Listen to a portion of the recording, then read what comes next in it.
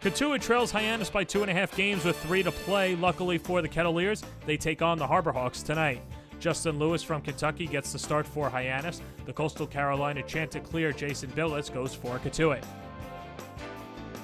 Bottom 1, Hyannis threatening with a runner on second and 2 outs. Cody Henry singles to left. Jordan Rogers from Tennessee tries to score, and Quinn Brody guns him down to keep the game scoreless. Bottom of the second with Trey Truitt at the plate and Cameron Este at third. Billis uncorks a wild pitch. Tim Sosnara, the catcher, can't handle it. Este scores, and it's a 1-0 lead for the Harbor Hawks. Hyannis would keep the heat on, but Billis induces a 6-3 double play on Ford Proctor to keep the damage at a minimum.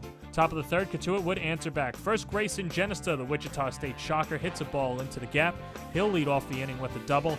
Then the next batter, Ryan Hagan from Mercer, brings him home by roping one down the line, and the game is tied at 1.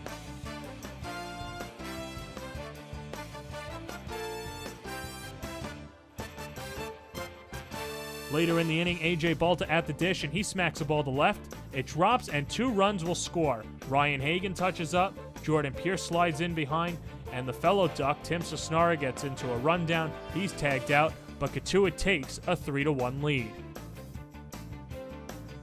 Top of the 5th, Balta strikes again. He hits one up the middle. Jordan Pierce comes around to score, and Cotuit leads 4-1.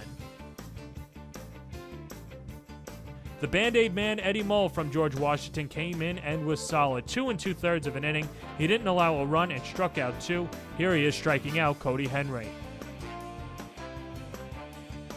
Alec Bird from Florida State would come on in relief for Mull.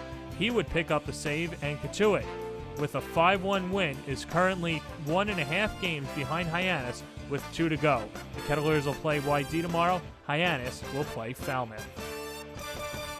I told them right there, it's one of the best games they've played this year. I thought the feel of it right from the start, getting the bats going a little bit early in the game. Got a couple of clutch base hits, more balls in the outfield.